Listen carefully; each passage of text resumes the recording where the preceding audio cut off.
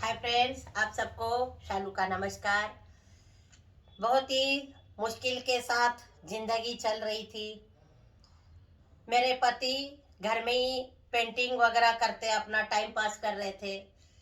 थोड़ा सा डिप्रेशन हो गया था, लेकिन पेंटिंग के साथ साथ वो अपना थोड़ा सा एडजस्टमेंट धीरे धीरे पेंटिंग करके अपने मन को ठीक करने में लगे हुए थे। मेरा स्कूल दूर था, आना जाना बहुत मुश्किल हो रही थी। 7 बजे का स्कूल था तो मैं 5:45 बजे घर से मुझे निकलना पड़ता था।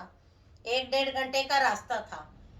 तो बच्चे इतने सारे थे, सारा खाना बना के सबको रेडी करके, कुछ बच्चे स्कूल भी शुरू हो गया था जुलाई में।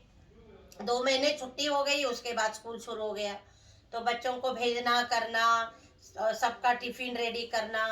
तो कभी कभी ऐसे हालात हो जाते थे कि मुझे कंघी करने का भी टाइम नहीं मिलता था। मैं ज्यादातर साड़ीज ही पहनती थी। और वो मैं सुबह साड़ी पहन के बस कंघी बैग में डाल के मैं भाग जाती थी। तो बस में जाके फिर पूरा मैं अपना बाल बना के जूड़ा बना के फिर बिंदी लगा के मैं तैयार होके चली जाती थी। बहुत ही मतलब भाग दौड़। वहां से बस स्टैंड जाने का भी किदवई नगर साउथ एक से कम 20 मिनट का वॉक था। तो भाग भाग के चली जाती थी। तो ऐसे ही भाग दौड़ चलती रही। बच्चे स्कूल जाने लग गए, धीरे धीरे एडजस्टमेंट होने लग गई। और फिर जो आनंद था हमारा, वो बहुत छोटा था, 16 साल का था। तो 89 में जब एक्सीडेंट हो गया तो उसको एज कम था, लेकिन 1991 में उसको गवर्नमेंट जॉब आ गई। पापा के ऑफिस में ही, उद्योग भवन में थे उसके पापा, इंडस्ट्रियल मिनिस्ट्री में थे। और फिर कंपेंसेशन ग्राउंड पे उसको नौकरी लग गई। 91 के करीब उसको नौकरी मिली, 91 में। तो आनंद भी जॉब कर, बहुत छोटा था, लेकिन क्या करे, अभी नौकरी, सरकारी नौकरी मिल गई तो वो करनी थी। तो वो आनंद भी फिर ऑफिस जाने लग गया, मैं स्कूल जा रही थी, ये घर में थे। बच्चे भी अपना वो कर रहे थे धीरे धीरे। 2-3 साल के बाद फिर इनको भी थोड़ा लगा कि नई नौकरी फिर ज्वाइन करनी है। तो फिर इन्होंने भी धीरे धीरे जाना, मतलब कोर्ट केस हुआ था तो उसमें फिर इनको मतलब वो मिल गया और फिर ये जाने लग गए। 3 साल बाद जाने लगे। आनंद की जॉब लग गई तो थोड़ा सा और मतलब घर में भी थोड़ा सा इकोनॉमिकली भी थोड़ा प्रॉब्लम था, वो भी सॉल्व होने लग गया। और फिर काम का बहुत ज्यादा बोझ होने की वजह से, बच्चे सब छोटे थे, सारे बच्चे छोटे थे, मतलब 10th के अंदर अंदर थे सारे बच्चे। तो काम तो बहुत सारा था, कपड़े से लेके उनका खाना पीना। तो फिर किसी की जरूरत थी घर में। तो उस समय दांडेली में लक्ष्मी थी, और किसी ने बोला कि वो अच्छी लड़की है तो उनको आप रख लो करके। तो लक्ष्मी को हम ले आए दिल्ली, और वो फिर हमारे साथ रहने लगी। लक्ष्मी बहुत ही अच्छी, बहुत ही सिंपल, भोली, हंसमुख, बहुत ही हंसमुख। उसको मैं डांट भी देती थी तो भी वो हंसती रहती थी। मतलब इतनी अच्छी लड़की भगवान ने हमें हमारे घर भेज दी। मैंने बताया ना, जगह जगह पे मेरे को साथ मिलता रहा। तो ऐसे समय पे, बुरे समय पे लक्ष्मी ने बहुत साथ दिया। लक्ष्मी बच्चों को संभालती थी, फिर ऊपर का इतना सारा काम, उनके कपड़े धोना, ये करना, घर की सफाई, सारे काम उसने संभालिए।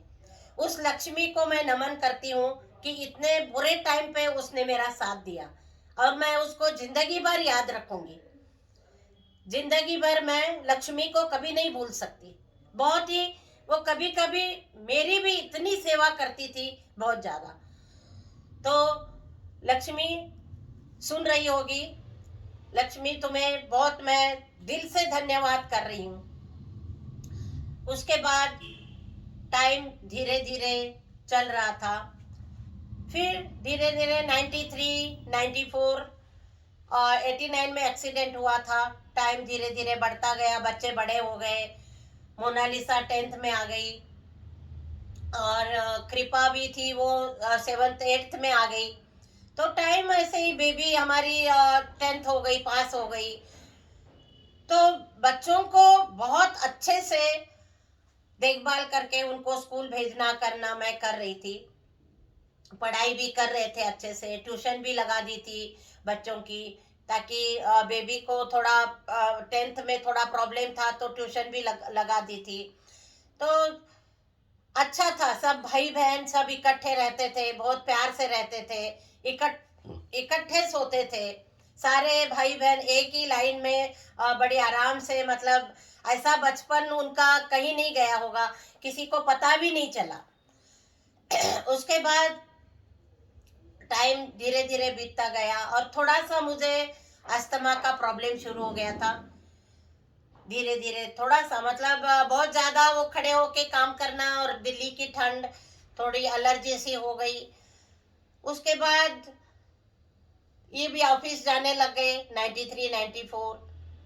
और फिर आगे बहुत ही इंटरेस्टिंग कहानी है 94 की। बच्चे, लड़कियां बड़ी हो जाती है तो धीरे धीरे शादी की चिंता तो हो ही जाती है। बेबी 12th में थी और मोनालिसा 10th में थी, कृपा 8th में थी और टाइम हो गया था। तो ऐसे ही बच्चे बड़े हो गए, धीरे धीरे शादी की भी चिंता होने लग गई कि क्या करें। तो फिर टाइम के अनुसार हमने डिसीजन लिया था और फिर आगे क्या हुआ और 94 में क्या हुआ वो सब मैं आपको कल बता दूंगी। तब तक के लिए नमस्ते, धन्यवाद आप सबका। प्रॉब्लम्स बहुत सारी आई, आप समझ रहे होंगे, बहुत सारी प्रॉब्लम आई, लेकिन किसी भी प्रॉब्लम में मैंने अपने आप को बहुत हिम्मत के साथ काम लिया। बहुत ही हिम्मत के साथ, विल पावर मेरी इतनी स्ट्रांग हो गई थी कि मैं किसी भी परिस्थिति में अपने आप को बहुत मैंने मजबूत बना लिया।